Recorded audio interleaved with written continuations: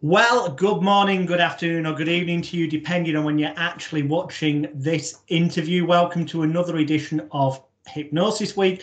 My name by birth is Alex William Smith. Just to confuse you, lot, I'm better known around the world as Jonathan Royal, hypnotist of magicalguru.com. And it's my great pleasure and privilege this week to be able to interview one of my friends I've known now for close to 2 decades, who here in England is without question Britain's leading body language expert, having regularly had a residency on what was one of the highest rating daily talk shows, Trisha, here in England. If you go on YouTube and type in his name, Robert Phipps, not only will you find serious, enlightening and educational videos, but you'll be able to find, hope he doesn't mind me saying, but if you put in Robert Phipps and the word wardrobe, you'll be able to find an incident where he got locked in a wardrobe. I'll let him explain more about that very shortly. But yeah, he knows all there is about non-verbal communication, body language, call it what you will. He's the author of the book, It's What You Don't Say That Matters. The best book on body language. If you go on Amazon, just type in Robert Phipps, up it'll pop. So welcome to the show, Robert. Good morning, good afternoon, good evening to whoever's viewing this, and good morning to you, Jonathan, because it's currently morning in the UK and not a very nice day. No, indeed, but it is. We will make the best of it. So, look, obviously, I know a lot of your background story, but the viewers don't, and that is what this is about. Them getting to know you, and then be encouraged to go and visit your website and go and buy your book and seek out your video training set and any live events you might do in the future. So what led you, of all the things in the world, it's somewhat niche, what led you into becoming the body language expert, the body language, not just, I'm got involved in body language, but you also managed to position yourself as Britain's leading body language expert. How did that all start? It goes back to 1984. When I went for an interview for a sales job. Prior to that, I used to be a private detective and a bailiff. Right. So I went for this interview, walked in, shook the guy's hand, and I wasn't wearing a suit. I was wearing a shirt, jacket, tie, trousers, but it wasn't a suit. And one of his first questions after shaking my hand was, have you got a suit? And I cockily said yes. Bear in mind, I was 20 years old at this point in 1984. And he said, well, why aren't you wearing it? So I had to think on my feet. And I said, it's in the cleaners. Because at 20 years old, back in 1984, you were only expected to have one suit. And he immediately said, you're lying, but I like your answer. Sit down. So I sat down, went through the interview process for the next 45 minutes or so. I got the job and immediately asked him how he knew I was lying, because I was lying. And I thought, well, if he's caught me out just like that, there must be something that's going on that he knew. So I asked him and he said, your body language gave you away. And I said, my what? Because back in 1984, there were only around about 4 or 5 books in existence on the subject of, as it was formerly known and should be properly known, non-verbal communication. The term body language was coined by Desmond Morris in one of his first books, Naked Ape and Man Watching, and those books. And that's sort of the popular term that took over. However, that when you talk about body language, it makes people immediately think just of the body, so physical movements. But in a wider context, its true term is non-verbal communication. And when you open it up to non-verbal communication, you're not just talking about physical body movements. You're talking about, the clothes that you wear, because every day you have a choice, assuming you've done all your washing and ironing, but you have a choice as to what you're going to put on and how you're going to present yourself to the world every single day. So it starts from the moment you get up and choosing what you're going to wear. It also incorporates, your choice of hairstyle, whether you have tattoos, wear makeup, what sort of shoes you wear, what sort of handbag, briefcase, glasses, everything, because it's about the environment, your space. the two breakdowns are kinesics and proxemics. Kinesics is the physical body movement. Proxemics is the area that you view as yours. Now, depending on who you are, you will have a wider. Some people go, oh, don't get into my, oh, you're in my personal space. Yes, that's part of it. So the personal space, there's said to be 4 areas. So sort of 0 to 6 inches from the body, we will only allow very close friends, family, and children into that space. Anyone comes near you, gets to about here, your automatic reaction is to pull away. So you've got 4 areas. That's the most important one, is this very close 0 to 6 inches or 15 centimeters from the body. And then it goes out from there to sort of 18 inches or around about 45 centimeters is the sort of social. So we don't mind people leaning in for, chit chat and leaning out, but that's the distance. They won't come any closer in than this unless we have a specific and special relationship with those people. Mm-hmm. So your body language and your non-verbal language incorporates everything around you from, your home.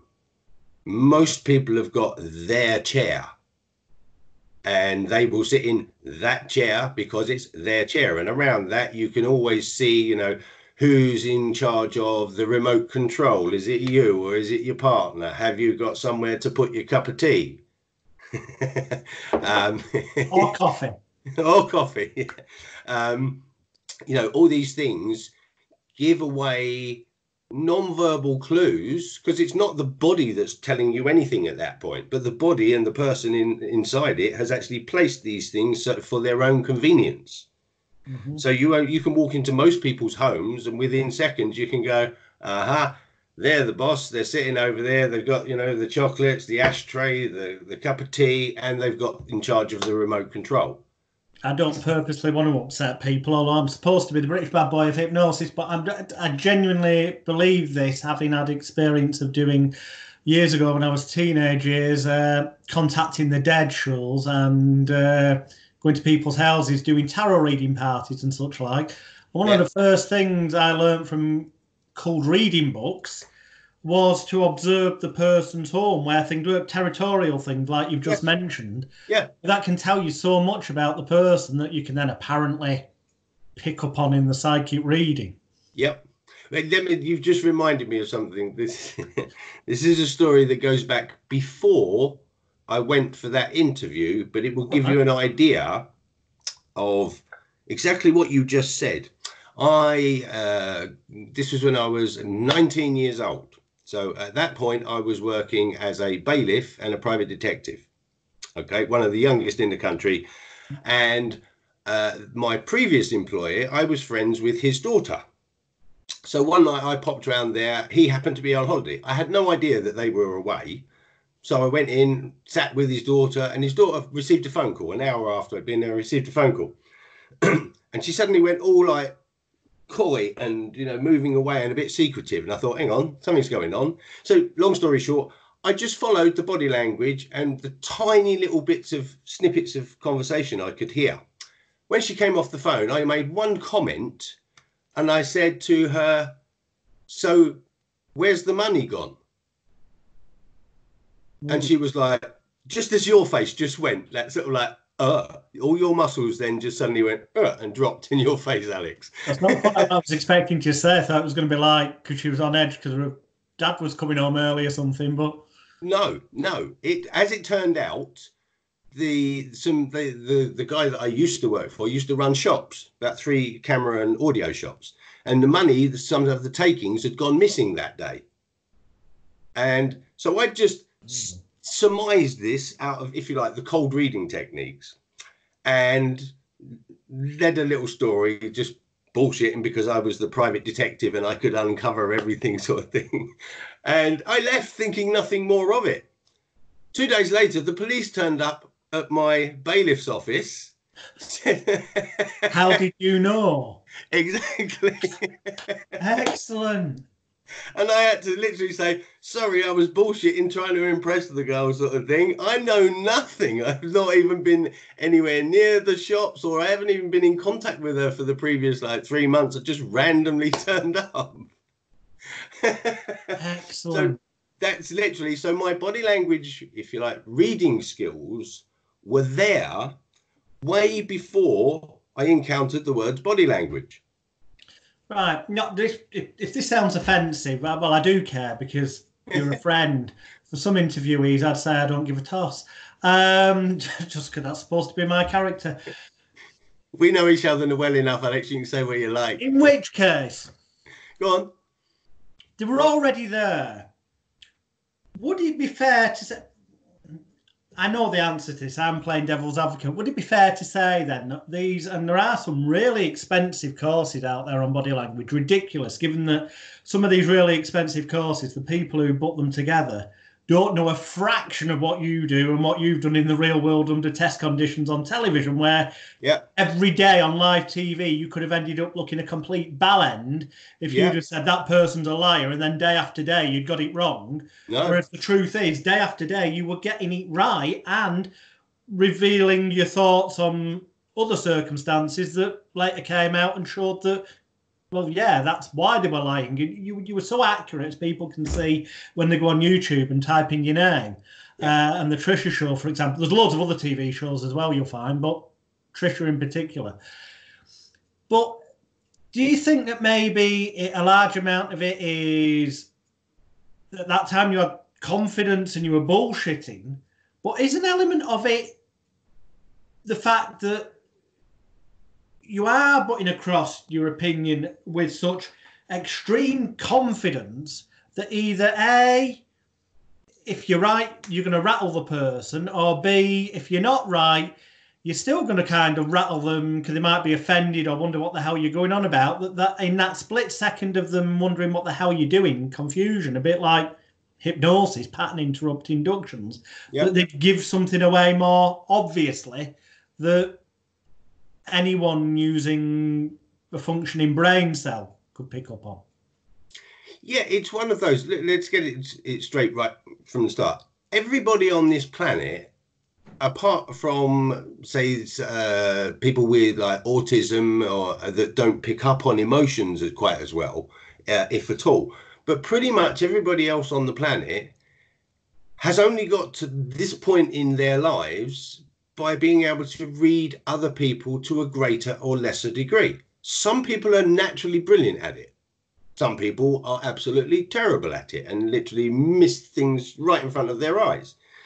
And some of that is down to the innate abilities that you're born with, but a lot of it is also your environment as you grow up, as to how observant you become. You know, a lot of kids in stressful environments, abusive parents arguing all the time, that sort of thing, become acutely aware of the body language, because let's face it, by the time they're 5, 6, 7 years old, they've only got quite a small grasp of verbal language, around about 1,000 words. So they can't express themselves, which is in verbal terms, as much as they can with their bodily terms, which is why you see kids overemphasize everything. You know, if you tell a kid, no, sorry, you can't have an ice cream, it's like, oh, you remember Kevin the teenager? Yeah.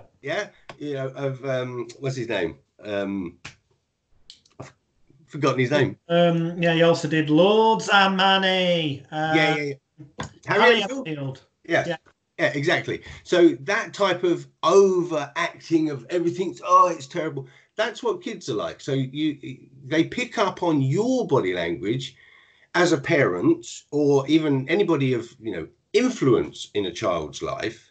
They will pick up on the body language and they will work out very quickly who is the superior, who is the controller. And then in most cases, if that's not abusive, they will try to copy and emulate that because it's where they want to go. Sometimes it's abusive and they'll follow that line of behavior.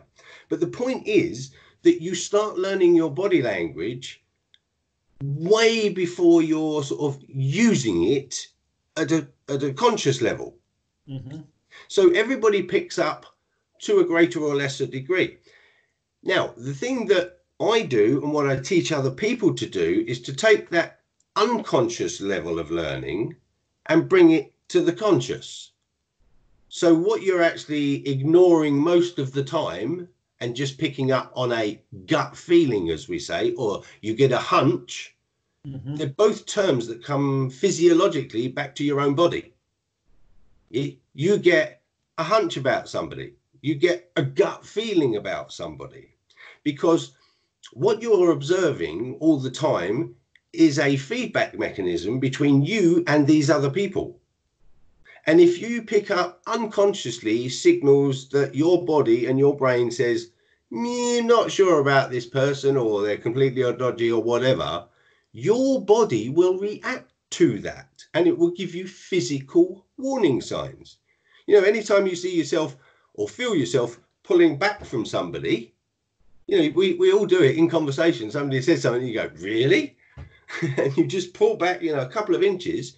What is that telling you? You're pulling away from something you don't like, you don't want to get involved with.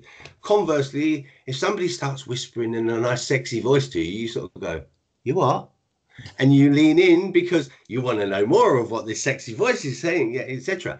So it's taking it from the unconscious level to becoming consciously aware of what's going on all the time, because it's constantly, all conversations, you know, they ebb and flow. Well, they should do.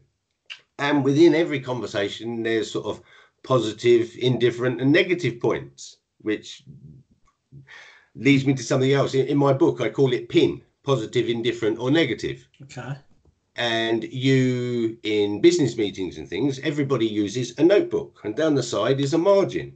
So as you're talking through different points, you just put in the side P, I or N. Right, we're talking about this, P, it was all very positive. We're talking about this bit, they were indifferent, couldn't give a stuff about it. Or we were talking about that bit and they were very negative, pulling back, crossing their arms, da, da, da, da, da. So you just put P-I-N. So the indifference, perhaps you might have come to that. I'm being sarcastic here. I'm sure you know that. I'm telling the viewers. Indifference, is that because you observed that in their margin of their notebook, they were doing doodles? Yeah. Yeah, it could be something like that. I wouldn't take just one thing. And that's the thing. You can almost separate non-verbal communication into two areas, the unconscious and the conscious. So there's things that you can consciously control. You know, if you don't like somebody, you could stand there and go, right. But you could also go, oh, I don't want them to see me crossing my arms because that will come across negative. So I'll just stand with my hands on my hips or down in front of me. So you can consciously think, right, I'm in this little networking situation and crossing your arms is not a good thing, so I won't do it. So you've made a conscious decision. Unconscious things are things you can't control. So your pupil dilation, your blushing, your sweating, those sorts of things, you can't control those. So if you can't control those and they are happening and they are 100% accurate reflection of what's going on in your brain, they are 100% believable every single time you see them, because there's no conscious interference.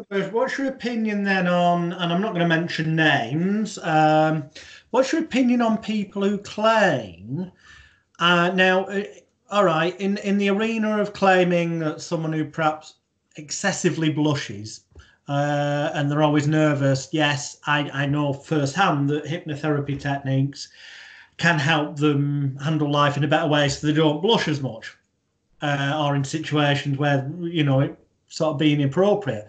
But there are people who would claim it's possible to hypnotize people, psychologically condition them, call it what you will, to not blush at all, for example, or to remain completely calm in situations where the body's natural fight and flight system would normally kick in. What's your thoughts on the reality of that? Personally, as you know, I do hypnosis and hypnotherapy and as well. I have never dealt with a blusher.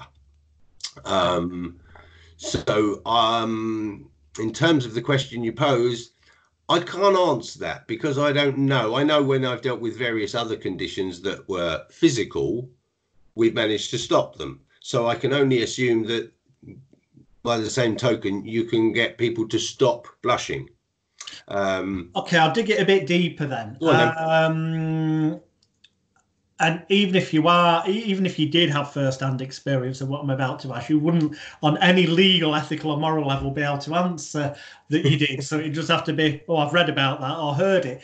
But in things like the CIA's program MK Ultra, Yes. as well as there being things like trauma-based mind control, they also did look at things like making people hypnotic spies. So they remember stuff, it'd be blanked out of the mind, apparently, and then they could go into a situation, pick up on things without being aware of it, and be like a tape recorder, go back to base. So if they got tortured, they wouldn't give this information away. Yeah. However, within that process, allegedly, that would mean that it's possible to manipulate the brain, obviously controls the body, to not be nervous in those situations, to not give away the body language clues that an expert like yourself, who these high-ranking people are being spied on, may very well have people within their arena that they employ with your kind of skills to try and spot people who are spying on them. Yeah. What's your awareness on those kinds of? I would say on something like that, yes, you can do that. But as you sort of added when we said hypnosis, you said mind control. Mind control is, hypnosis. Which is it? It's so if you're working with somebody over a long period of time, you're conditioning their mind in a different way, which is different to, Annie Smith phoning up you or I and saying, I blush every time I get in social situations and I want you to help me. Can you do that? One off, da, da, da, da, da. That is very different to having somebody at the CIA, FBI, that sort of, top ranking level, even in governments, that they don't just do like 1 day's training on this stuff. Yeah. They do weeks and months. And, when if you were to be taken into any form of military where you would be put in a position possibly where you could be tortured, then you are trained how to resist that sort of stuff. But ultimately, no. For most people, and I'm talking probably 97 to 99% of people, they couldn't do that. It's just not possible without, yourself, Alex, there's only a certain amount of people that will take on board anything that you give them, no matter how you give it to them, how much you package it. Well, these days I tend to, I'm going to have to disagree with you on that. I believe that now, and sadly, and I can say this through experience, but that's not admitting to breaking the law because, well, I suppose technically we did break the law by using techniques to get people to, for example, reveal their banking codes and computer passwords and stuff without being consciously aware of it. Yes, I remember you doing it. And then for other programs, I've done stuff. Well, I've contributed behind the scenes to helping effectively create mind-controlled assassins. Fortunately, under the media journalistic license and the fact that the stuff's now already gone out on TV, it then gets deemed as being entertainment and not illegal, but technically in the making of it is illegal. Yeah. And I can honestly say it wasn't a case of just paying people to play along. I think that anybody, but in the right circumstance, and that's the very key thing, but in the right circumstance with the right leverage, and in some cases with long enough to do it, because some people would take meeting maybe 10 minutes, half an hour every week for maybe a year or longer, which, Secret Services would think nothing about if they've got a long-term goal in mind. That I think it's possible to socially engineer anyone to do anything. Yes, I would agree with you in those terms. However, the caveat I would put onto it was, as you said there, certain people. So you would, if you do a hypno show, you do the old suggestibility test and all the rest of it, and you narrow that field of 300 in the audience down to the 10 people you got on the stage. Only because there's only maybe 60 minutes on stage, so you want the people who are going to go exactly. quicker. The rest of the audience might take 6 hours. Yes, but that's what I'm saying. Yeah, context, environment. You're selecting the most suggestible because of the time frame you've got. So that's what I said when I said 95 or 97 to 99% of people no.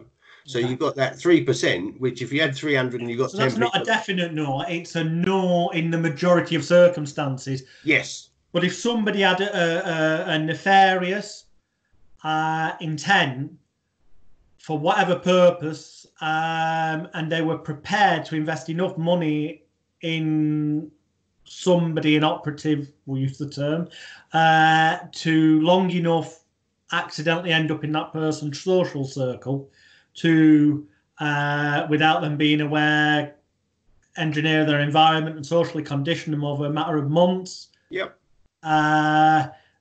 Then would you say that? Because I would say that, not wanting to answer for you, that knowing body language as you do, both from how to read it, but also how to manipulate it, that's what I want to move on to. Yeah. That scary things are possible. Yes. And the word I took out is politics, because I know you get brought in by a lot of the world's media to analyse what the truth or lack of truth in what certain politicians, prime ministers and high-ranking people's speeches and stuff's about. And by the same token, I also know that those people go on courses to learn. Yeah. You know, and they'll learn, oh, this is supposed to make you more trustworthy, the hands out bit. So can you tell us a bit about politics and body language? Yeah, I mean, a couple of years ago, what you mentioned there was so evident in the media, certainly in the UK here. A couple of years ago, it was before Theresa May took over, so it was probably still around the time of Cameron.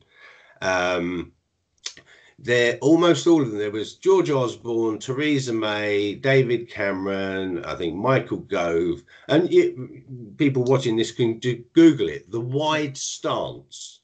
And they were all standing on stage at the party conference. Yeah, you're nodding. Do you remember it? With their legs way further. It looked like they got rickets. But yeah, because some body language specialist has told them that a wider stance comes across as more commanding, more in control. Unfortunately, they didn't tell them just how far to move those legs before you go too far. Or do you think that they did? Do you think that they did and they were just having a laugh? It's mainly the Conservative Party you're talking about. Yeah. Do you think that this expert was actually secretly a Labour or a different party supporter, and just for a laugh, with a straight face, he told them to stand? Where you go. You say you can manipulate body language. Yeah. So you could have a Labour supporter going into the Tory camp and going, now this is what you want to do. You'll come across as blah, blah, blah, blah, blah, blah, blah. And all those photos, if you look, what they've done is, yes, if you stand with your legs, feet together, you make yourself smaller. The smaller you are, the less power you're perceived to have, which is why when you see people with their shoulders back, broad chest and their legs slightly apart, level with the shoulders, they come across as much more in control. We use the term grounded because their feet are firmly planted on the floor.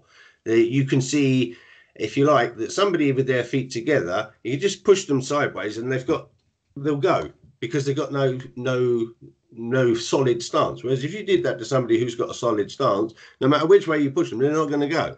So that's how we perceive things, and it's all about perception. So you can have situations like that, but if you just take it 2 inches beyond the shoulders, which all of those did, you look ridiculous, because now you look like, well, what is that pose? Because nobody stands like that. No. But I mean, also, that's a very good example. I mean, the speeches and stuff. Yeah. I find it surprising that anyone these days falls for it, and maybe consciously they're not doing, but it's still having an effect at an unconscious level. I don't know. You'll tell. I mean, all this, I want to tell you, Donald Trump does it, hands out, finger. Yeah. Supposed to be the open thing. Tony Blair did it massively. But I mean, they all do.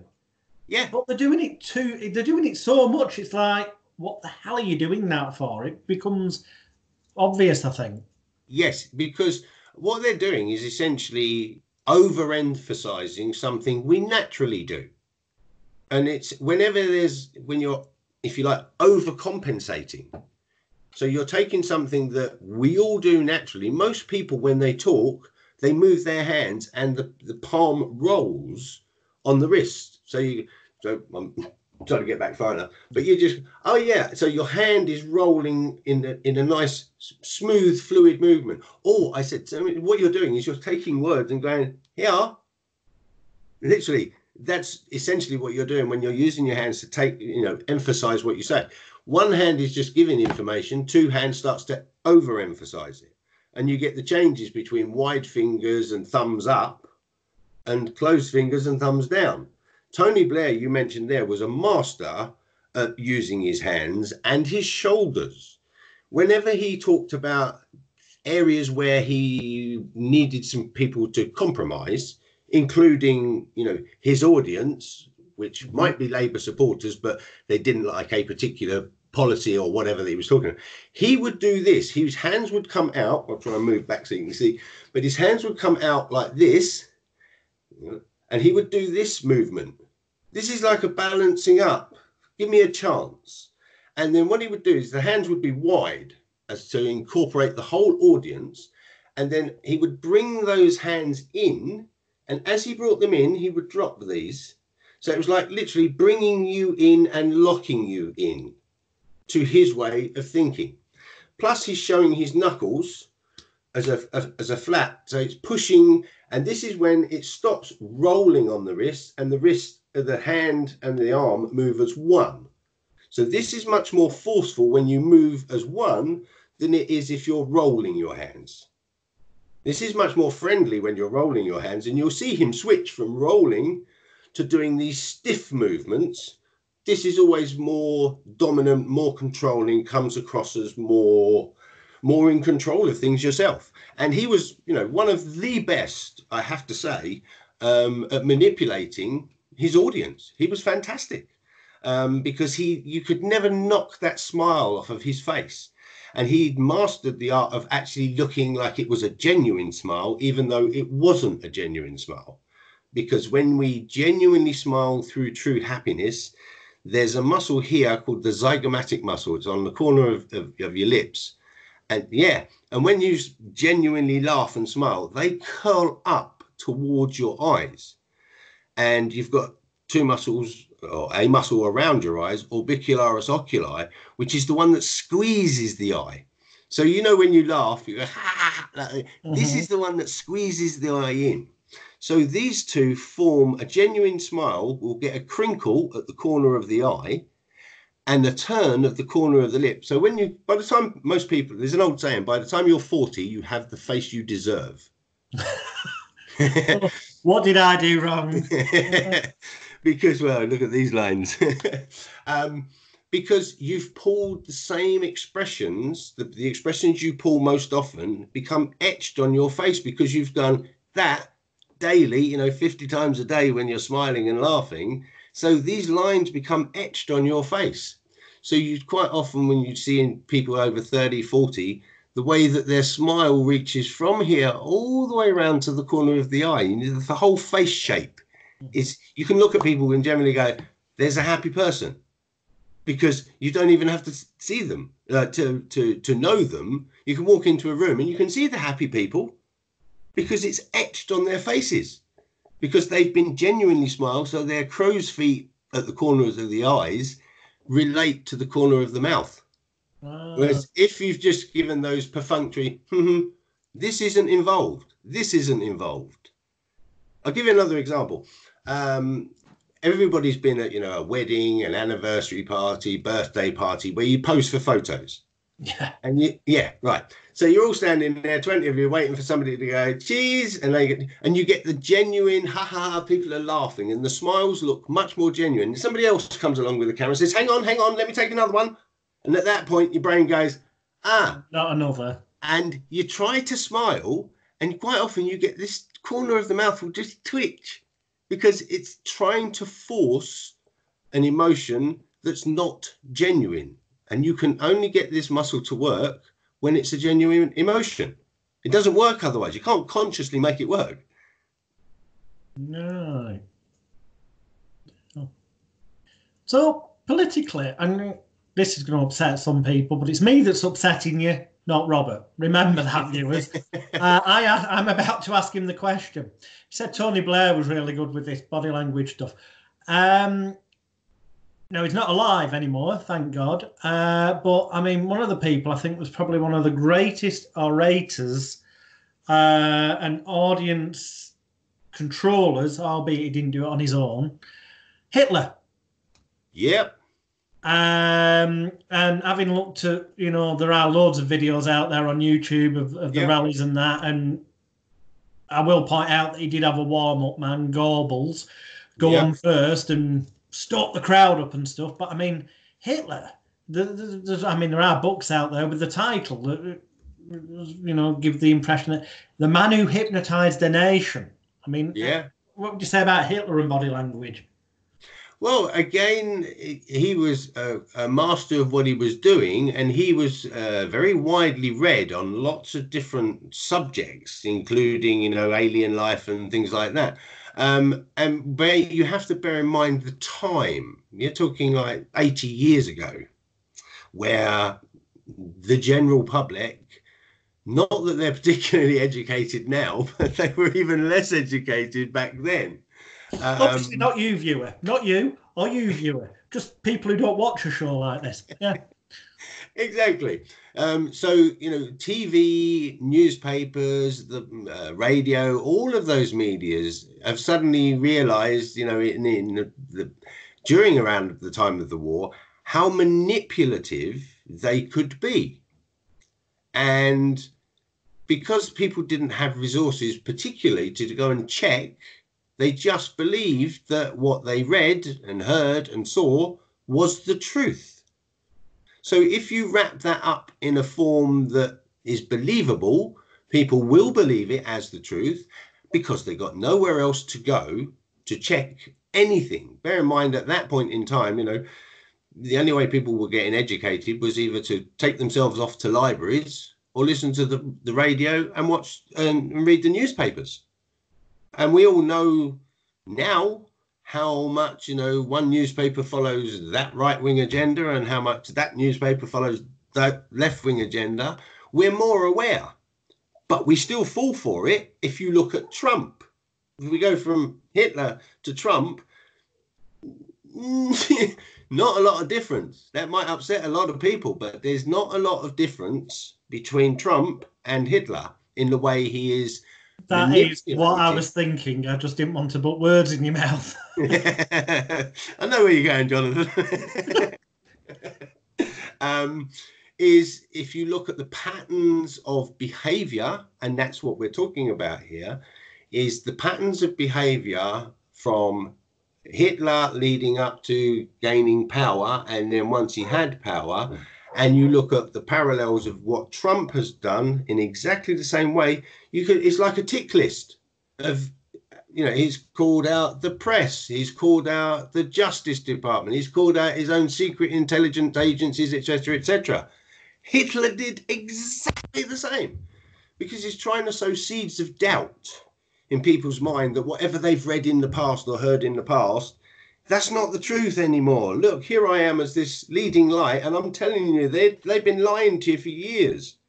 And it is like a template, I really believe, because in his book, Hitler's book, Mein Kampf, which is full of guff and self-bravado, but there is genuinely a section in there where he talks about, in NLP hypnosis world, people who are watching this show are probably most liken it to anchoring combined with conditioning. Namely, short, snappy, soundbite phrases combined with said with certain open, like, trust me, body language, but with enough repetition, even if they seem ridiculous and unbelievable, filter through and have an effect. An example being the former British Prime Minister Theresa May.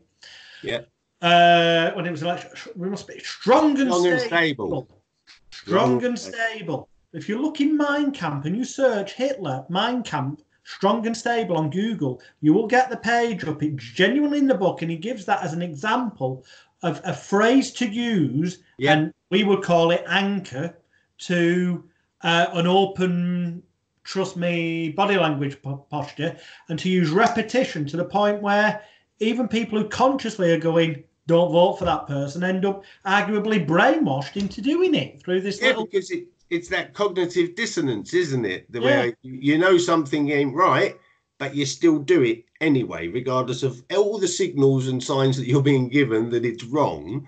We had the same thing even more recent in the last month.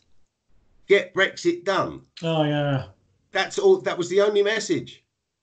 And the Strong and Stable didn't work for Theresa May because she had no body language powers to she's not a presenter. Yeah, Tony Blair's a presenter. Boris is a presenter. So Boris can say the Brexit is done. Excellent. And get away with it because that's his character. We've all become accustomed to Boris over the last 20 odd years as being this supposedly buffoonish character.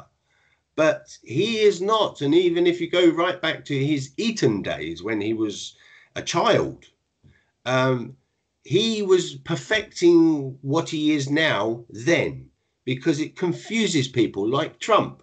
If you start a sentence here and go blah, blah, blah, blah, blah, and another thing, and you shoot off over here, and then, and it's a little bit like in hypnosis, you do loops in stories. Yeah, and nested loops. Yeah, exactly. So people are left in these loops. It's like, what did he say? Oh, I've got that loop. So it works on different levels, but particularly in the media, the media and politics is shoved down our throat, and all the media has an agenda. You know, I work for the media loads, but I know what their agenda is depending on which newspaper phones me as to what angle they're looking for on a story. That's an interesting one. I'm going to ask you this because there'll be viewers who instantly in their mind will just go, he's openly sat here and admitted that he knows that media have agendas, which they most definitely do. There's no questioning that if you go and look, because let's face it, for example, Rupert Murdoch owns a huge amount of the world media, both right-wing and left-wing. He makes money from all areas. And if the media was purely just about publishing the truth, then if an incident happened, every newspaper should pretty much be saying the same story in roughly the same way if they're just reporting facts. Yeah. And yet on a daily basis, you can buy the Sun newspaper and you can buy the Times newspaper reporting on the same thing here in England, or in America you can get, you know, two different papers, but they're published by the same company. And they will be, it seems like a totally different incident that they're reporting, because they're targeting a different audience, money and a different agenda, aren't they? Yeah, yeah. So you knowing that, being approached by them, you know that paper's particular agenda. Yeah. Have you, how's that sit with you ethically in terms of if you're asked to look at somebody, a speech that took place, say? Yeah. And you're honest. I can stop you there, Jonathan. You don't even need to continue, because I always insist that whatever I write is used word for word. They cannot change anything. Okay. So I work with what I see, not their agenda. And they all know that now, because they've all tried to go, well, could we, you know, if I've said, oh, they look slightly upset, they go, well, could we say they were angry? And I go, no, they're slightly upset. So they have to use my words. And most of the time, I don't do interview types, unless it's just like a one-line comment. So you have this in writing, contractually? Yeah, because I'm the one who says it in email. Yeah, okay, cool. It actually says you have to use these, and they can't change it. They can't use bits out of context either. Same with photographs. I will not analyze just one photograph. I get them to send me a sequence of at least 3 in order. Yeah. Because somebody can be caught with a camera in a fraction of a second halfway through blinking, and they're like that, and they look drunk or drugged up. They say the camera never lies, but anyone who's ever worked in the media on any level who's honest about it will tell you the camera, not only can it lie, but it's so easy. Well, that could be accidental if they give you one picture out of context, but also if they take a picture from the right angle on purpose, something entirely innocent can look romantic when it isn't. Yes, exactly. Yes, it's the media, like I say, they all have their own agenda, but once you know that, then you don't fall for their ploys, because they're very good at it. For the viewers, if you go search in Google, and I would encourage you to type in Robert Phipps and see what comes up, and also on YouTube, the fact that Robert puts his foot down and it's like, that's what I've said, that's how it's got to go out. The fact that these publications still on a regular basis come to Robert to use his expertise in itself massively speaks volumes about how good he is at what he does, because arguably it would be a lot easier for the media just to find some sock puppet that would out them with their agenda, but they can't argue with his track record and success. That's my view on it. So we talked about nested loops. That's, for those who may not know, it's, if you start mentioning something and then leave it unfinished and you go on to something else and you open up loads of little stories, and then you go back eventually and finish off the first one and the person feels a sense of relief, and then you go back and finish another one, and it's keeping their attention. Could you start stacking stories? But another thing that's mentioned in NLP is spatial anchoring. Yeah. Walk into one area of the stage whenever you're talking about anything negative, go into a different area of the stage when it's anything positive. So when you then are perhaps maybe going to say something that is a lie, you consciously have put it into the script, so you walk to the positive area that you've anchored on the stage, so people are more likely to accept it. How often do you see that going on in the political and business arena? Oh, again, it's all the time. You only have to look at any of their party conferences, not just here, almost anywhere in the world. And you will see that going on. You will see them using a lectern or a podium to stand in front and use it to bash down their fists, to emphasize points. And then at other times when they want to relax, they'll just come to the side of the podium so that you can see their whole body. It's look at me, I'm open and exposing myself to you. Well, that's the wrong way to phrase it, but I don't know for some of them. But... So yeah, I'm open, I'm giving you everything that you can see. I'm not hiding anything. Whereas if you go behind the podium, people only see, this part from your torso upwards. So they can't see your feet tapping underneath nervously. Tony Blair was, again, a good one. You can watch people's feet when they're standing against a lectern, whether or not they push one foot forward on certain points, which is they're putting more emphasis on it. But you can also see whether the foot is raised on the heel, so you can see like the sole of the foot just at an angle, or whether it's down on the floor. And again, you'll see sometimes when they're talking and they're not quite sure about the point that they're talking about, this foot just goes, and then when they finish, it goes back down again. So you're looking for, with all body language, non-verbal communications, you're looking for the things that don't fit with the words.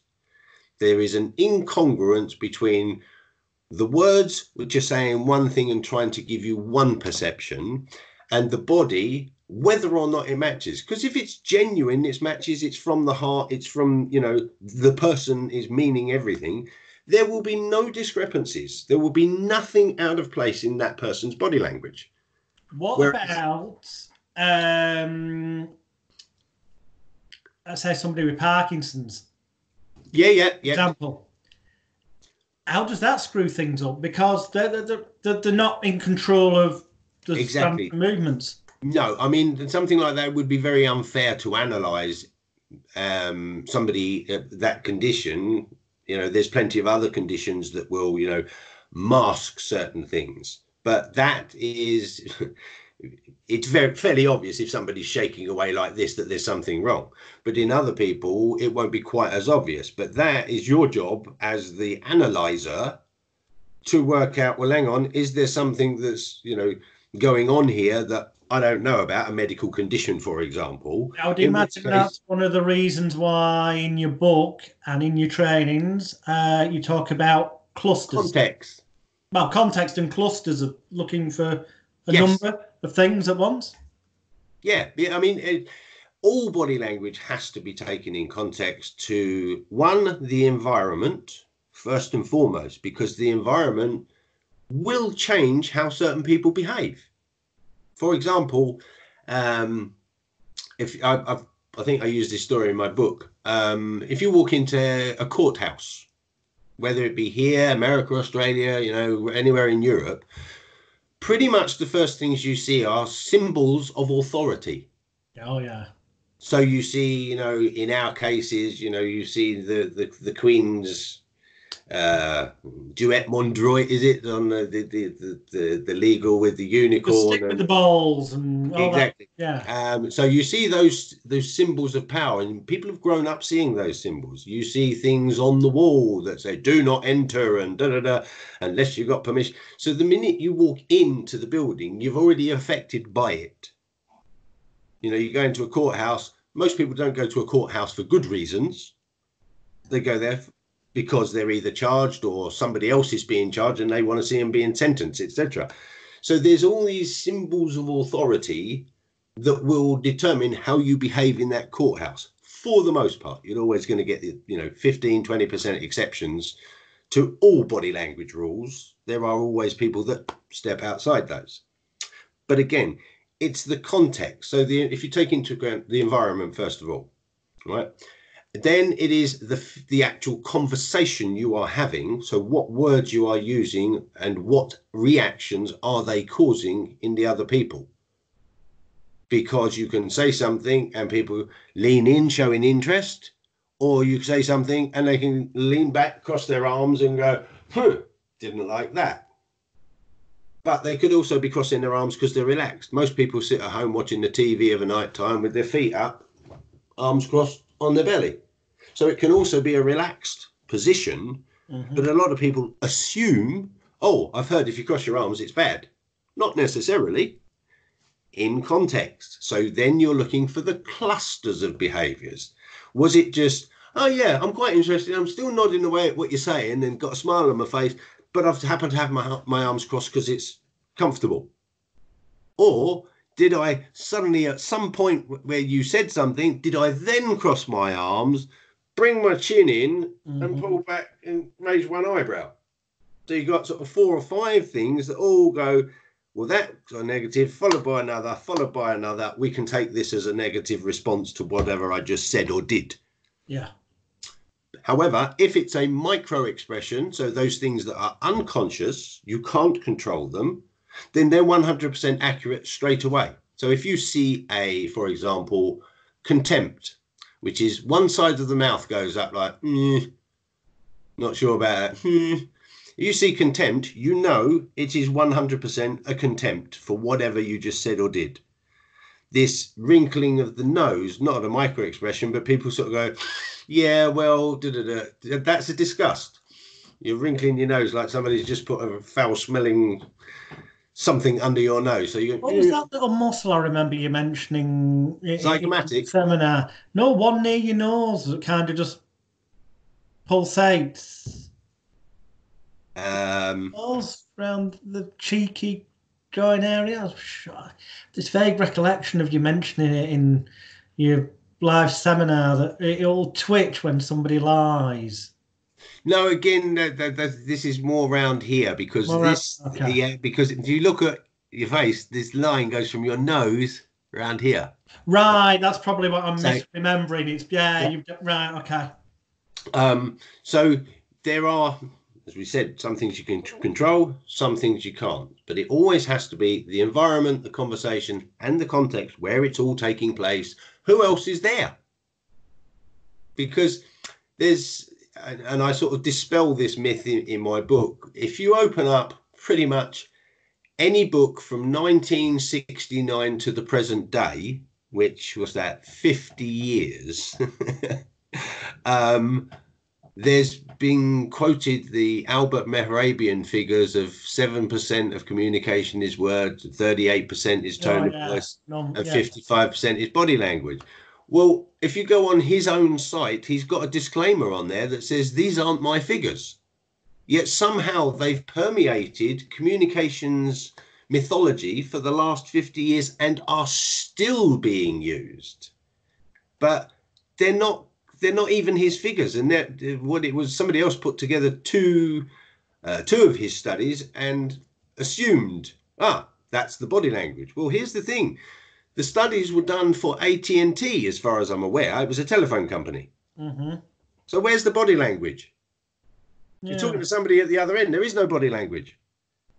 So they worked out, 70% was the words, because you're talking words over the phone. And then the 38% was the emotional side, the content in the tone. So they went, 7, 38, 45%. What's missing? Oh, the body language. Can't see it. There must be 55%. It can be 100%. If you cut me up, you're driving along in front of me and I go like that, you've got 100% of my message. I haven't said anything. I'm not even in the same car with you. So it's always there. And most people don't realize how much they're giving away just in normal everyday conversation with their bodies, because it's not something you're aware of. You're probably aware of maybe 10% of your body language throughout an entire day. That is why I would encourage viewers to, they need to go out there and type in Robert Phipps into Amazon, get your book, look on YouTube at the stuff, find your website, which, I'll get you to tell everyone in a minute, but we're getting close to the end. And there's just a couple of areas I want to touch on because, I'm sure it'll interest people. And then at the end, right at the end, I've got to get you to tell people what this story is about being locked in a wardrobe. But body language, all areas of life. Obviously, it's relevant: personal, business, sexual, flirting, relationships. But you just mentioned voice tone. Well, it's in my head. I'm guessing, therefore, that whilst you're the body language expert, you'd still be bearing in mind the voice tones the person's using as well. Because the words might be saying, this is the narrative I want you to believe, but if they're saying it with a sense of, I don't know, fear or anger, that can give clues as well, can't it, I guess? Yeah, you can also notice, if you like, breaks in people's voice where they get a little wobble when they're about to say something, changes in pitch that shouldn't necessarily be there if they're feeling calm and relaxed and they're saying things. You get people in, I spent, just brief, from being the going into sales, going back right to the beginning with the interview with Canon, I spent the next 15 years working for Canon, Agfa, Xerox, Hewlett Packard and Apple. So I had a good training ground. What was that in a sales capacity? Yeah. Okay. So that was where, if you like, I learnt and honed most of my skills. Was there where you are presenting to sell, a product, whatever the product is, a cup, a bottle of aftershave, whatever it is. And sometimes, depending on what it is you're selling, you will find yourself in a situation where the buyer asks you an awkward question. Now, some people will get that, and just the momentary, high pitch and a little wobble in the voice, and then they go into their standard patter. But they weren't expecting that question. So that's the moment at which they gave themselves away, didn't like that question. So then as soon as you hear that, it's an alarm bell, a signal that says, right, now let's watch how they say the next thing. Is it convincing? Is it genuine? Or is it, a standard line? Because let's face it, most people have encountered salespeople in some form or another. When I say salespeople, I'm talking about direct salespeople that either come to your home or come to your office to sell you a product. It's different to retail sales. And most of us know that the salesman is trying to do a job of selling a product, and they will say whatever they have to say to close the sale, whether it's true or not. So you have to be aware and looking for the signals that might say that everything that this person is saying isn't quite what they're saying. And that gives you the opportunity, when you notice these things, you can actually say, and I say it all the time, well, you say that, however, when you said that, you crossed your arms, looked down to the left. So your body language is telling me that you don't believe what you just said. All of a sudden, people go, shit, he's watching my body language as well. And some people can be offended. But if it's in a situation where you're with a salesman, you know, you've got a double glazing salesman comes to your house. It's your money you're trying to protect. Well, yeah. So you can perfectly reasonably go, you're saying that, my friend. However, your body language is telling me something different. Now, what do you have to say? And then see where they go from there. Well, it's going to make them squirm. And so I was making a note there, genuinely, viewers, if my body language suddenly looked like I was looking down, it's because I was. It's just so I don't forget to mention these things before we wrap up. Controversially, I'll throw this out there, in the NLP world, they put a lot of emphasis on eye assessing cues. Yeah. Personally, my view on it, and then we'll see what you think, is that the only way eye assessing cues have any validity is, to use another NLP term, I hate NLP terms, is to calibrate, i.e., forget what it says in the book about it's always got to be this. Ask the person stuff you know is definitely true, so that when you get the answer, you know is definitely true. See where they look. Yeah. Ask them something. Create a context. As a magician, you can create a context where you tell them to lie to you. Yeah. So that you can see where they naturally go to. And in my experience, a fair proportion of the time, to be able to say that what the books say is bollocks, most of the books, is that there's a lot of people out there that don't fit that. No. So when I, and you've been on my seminars, you sat there and heard me blurb about eye accessing cues. I always get people to, if you like, throw it out there, a few questions along the lines you say, things you know are likely to be true that have happened, and things where they got to use their creative brain to find out if they do have a pattern. If they do have a pattern, they have a pattern. Oh. But if they don't, they don't. That's interesting, views. You got to bear that one in mind. If they don't, they don't. In other words, it's possible that they don't, which further compounds the fact that not everything you read in NLP books is true.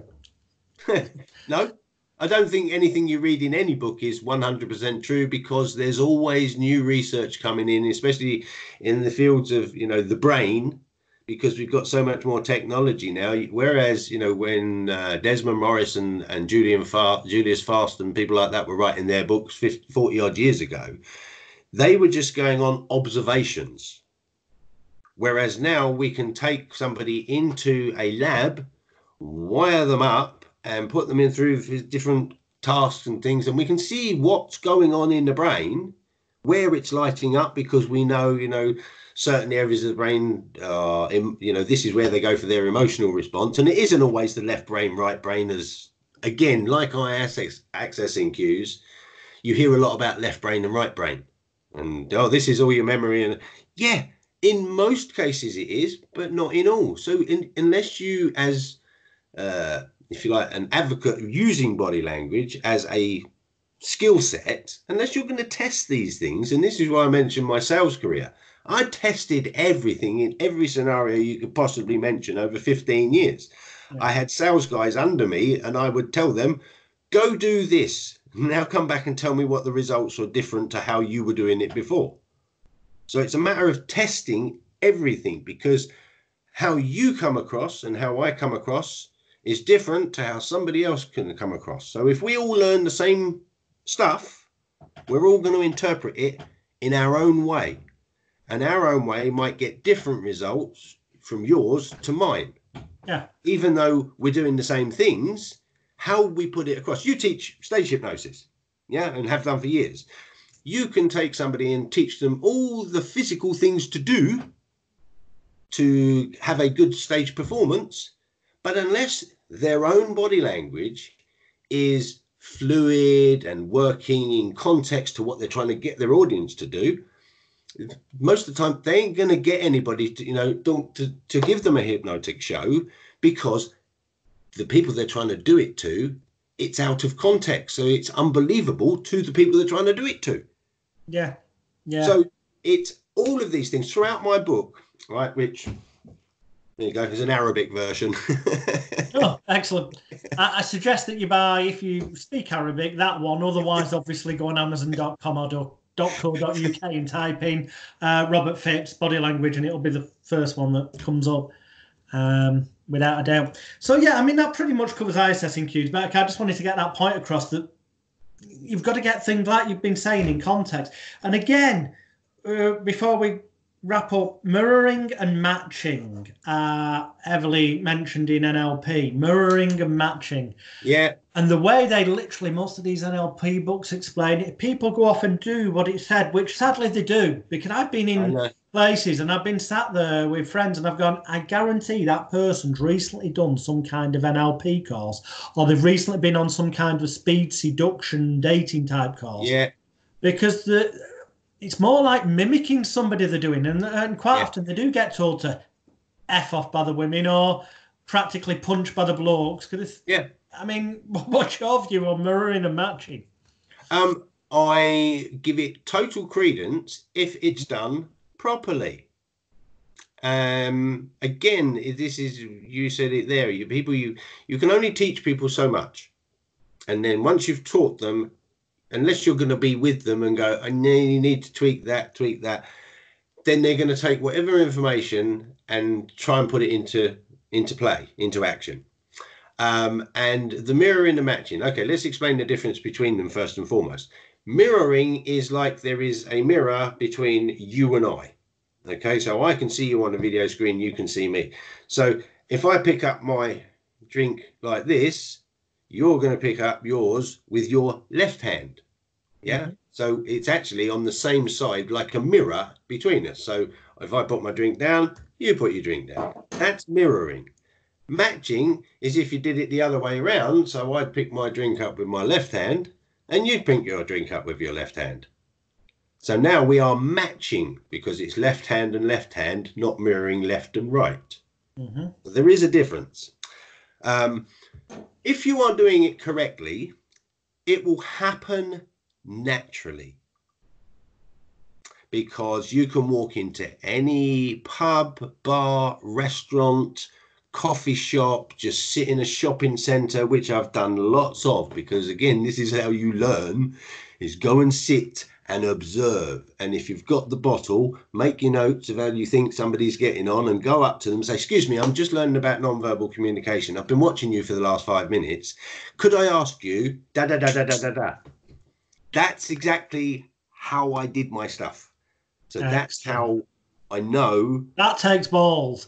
Can I suggest for the viewers, if you're going to do something like that, I would probably, if you could have some kind of local, if you could just fake up, I'm not saying forgery, but get a local university ID or something, so you can casually go, I'm working on a psychology course, and just flash them the card. Because the context of being a student, that would help rule out the possible thought that you're some kind of stalking them weirdo. You know, I've had maybe, in all the years I'd do it, I had maybe 2 or 3 people react badly. You know what? That's probably because you were so congruent and calm and relaxed. Quite possible. Your body language transmitted you were totally telling the truth. Yeah, could well be. And that's why I say you've got to play with this stuff. Unless it's no good learning it and just going, aha, that's all true as per what Robert Phipps said. Because it's not. It might be different, because I'm me looking out at the world and knowing what I know. You're you. You're not me. So what you do, even though it might be the same as what I do, it will have a different perception in the other person because of the way you put it across. Yeah. So you have to test this stuff, and yeah, if you've got the balls, go over to people and say, just been watching, da da da. Am I right? Am I wrong? And a lot of the time, if you're wrong, they'll tell you why. Oh yeah, you misinterpreted that because you have to say to them, well, I saw you do this, this, and this, which told me at that point you weren't very happy with your friend. And they'll go, oh no, it was just because so and I suddenly thought about the chance that you go up, and you're missing in the early days, you've misinterpreted something. Clearly, well, it may have happened to you, but I'm guessing you would have mentioned if it had.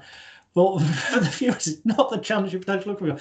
I'm doing this course, I'm checking this. What does this mean? And the person, one of them breaks down in tears or has a panic attack because, in truth, they know that this could, if the other person says the wrong thing, this could uncover the fact that they've just been lying about something that's covering up the fact they're having an affair or something.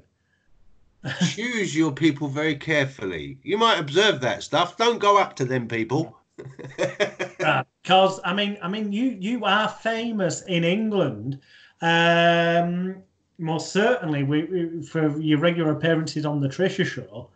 And one of the things you were doing was people could be categorically saying they were not guilty of having an affair. You were observing, and then you were categorically saying, well, my professional opinion is they're telling the truth or they're lying. Yeah. And then they'd have lie detector test or other stuff done to get proof, certainly with things. And the vast majority of the time, I mean, to be honest, you must have got it wrong at some point. I can't remember when, but the vast majority of the time, I got 17 wrong. How many? 17. Out of how many hundreds and hundreds and hundreds, if not thousands? About 650. Well, there you go. I mean, that's, it's an amazing track record. And that's why I say to the viewers, go on Amazon, type in Robert Phipps, body language. It's what you say it's what you don't say that matters. And get that book. I guarantee you it's the best book on the subject you will find. I'm not saying it's the only book you should read, like anything, but it's definitely one that should be your first, without a doubt, to read. And Robert will tell you his website in a minute to go and keep an eye out for when there's any upcoming live events, or if you want to bring him to your country to run an event, whether it's on a corporate level or on a techniques to use for the sales arena level, or whether it's for body language in therapy level, whatever. He's been there, done that, worn out the t-shirt. He's certainly the go-to guy to contact. But I'm going to bring up two, I don't know if they're embarrassing, but they're certainly funny things. Can you tell people firstly about your experiences of being a clown? Right. And then after that, how you ended up locked in a wardrobe, I think would be a good way to. Okay. How did I end up being a clown? Basically, I started my in January 93. I decided I was going to travel around the world. So off I went, and I went from here to Thailand, Hong Kong, then the Philippines, which was where I learnt to dive. And my dive instructor, we were talking one night about other travelers and what they do to earn money whilst they're traveling. Mm-hmm. And most travelers go to a place, get themselves a bit of bar work, waitering or whatever, and stay there for 3 months, get some money together and move on to the next place. I didn't want to do that. So he suggested that I learn how to tie balloon animals, the ones you go, and then there you go, there's a dog or a swan or whatever, which I thought was a good idea because you can do that anywhere. You don't have to stay in one place. Wherever there's kids at a market, a fair, a high street, a shopping mall, just set up. So I bought myself a book because the internet wasn't available back then, not to us anyway. And I think it was Marvin Hardy, I think is the guy whose little book you can get. You can look at him on YouTube and he'll teach you how to tie these balloon animals. So I learned how to do these balloon animals whilst I was still traveling. And then when I got to Australia, I went to a sewing shop, bought a pattern for a clown outfit, borrowed a sewing machine. I made myself a clown outfit. I bought myself a big multicolored wig and some makeup. and I would just carry on traveling. And wherever I was, if I saw like a market or whatever, you could just go out, tie a few balloons. You know, bear in mind we were paying 5 cents for the balloons, and you could sell them between $3 and $5.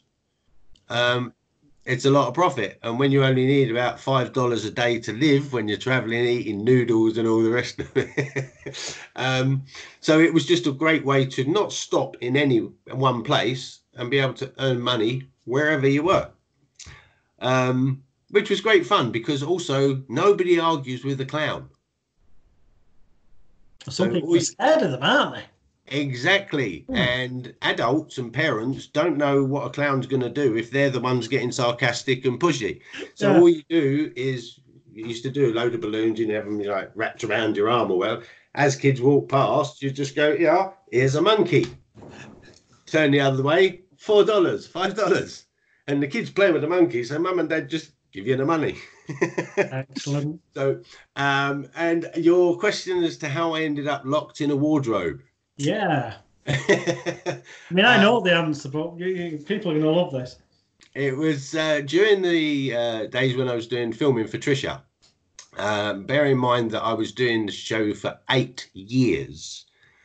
After the first, 6 months, a year, my face was fairly well known to, quite a large part of the British audience, especially the daytime. And people then, may I just say, well, you reminded me, people refer to you as Phippsy. Trisha did, and so did the audience. So also, there will be videos on YouTube that you'll find as Robert Phipps, Trisha, but if you put in Phippsy body language, you'll find other videos as well.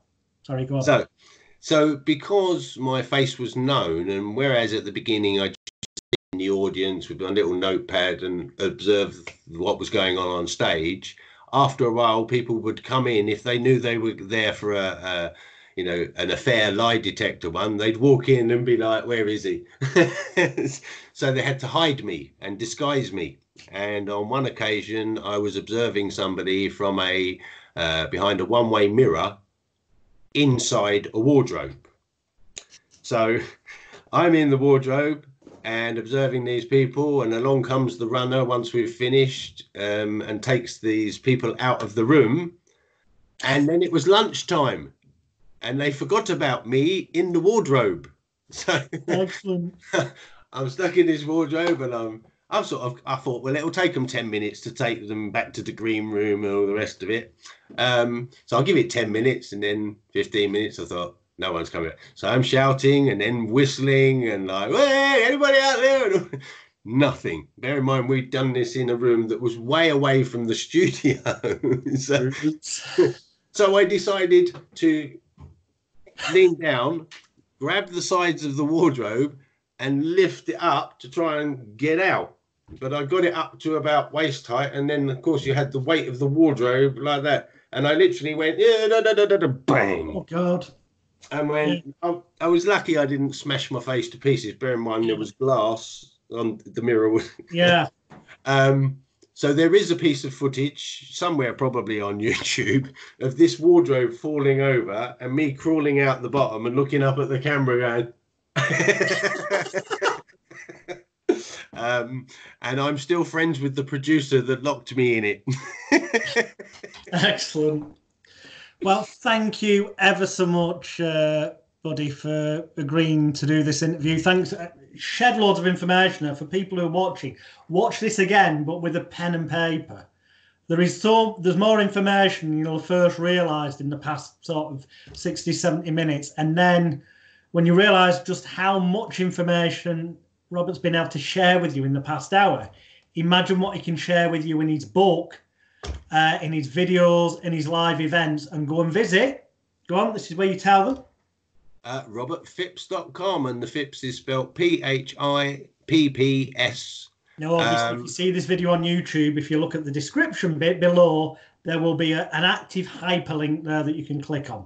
There you go. Wonderful. I mean, it's been great, Jonathan. Thank you, Jonathan, Alex. I know you by both names, and so it's been good. Been a good catch up and a good chat. Nice to see you. Take care.